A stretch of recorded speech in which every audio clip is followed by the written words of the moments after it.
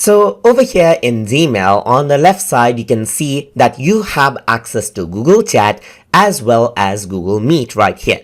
So if I were to click on this, then you can see that I have access to chat. And if I were to go around and click right here, then I get redirected over here onto Google Meet where I can conduct online meetings. But let me just go around over here onto the mail right here. So sometimes you may not want them to be visible. And in that case, you can click on the gear icon right here. And then over here under the quick settings, you can see apps in Gmail. And right now you can see the chat and meet.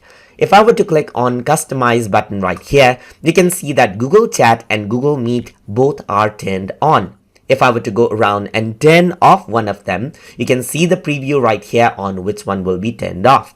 In my case, I'm going to turn off Google Meet and press done, and Gmail prompts me to reload the web page. So if I were to click on reload right now, then what you see is you don't see Google Meet anymore, but you still have access to chats.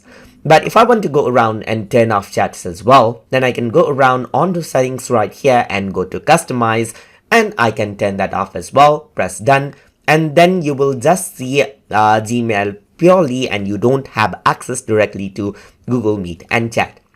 But I do use them, so I want to go around and enable them. So I'm going to go around over here and go to customize and enable Google Chat and Google Meet and press done right here and reload it out, and then you will see them right here. If you want to learn more about how to use Google Chat and Google Meet, then you can explore my playlist on them separately as well to learn about Google Chat or Google Meet, or both in detail as you want.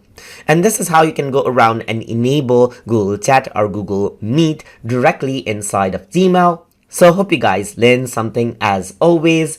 And as always, please like, comment, share, and subscribe.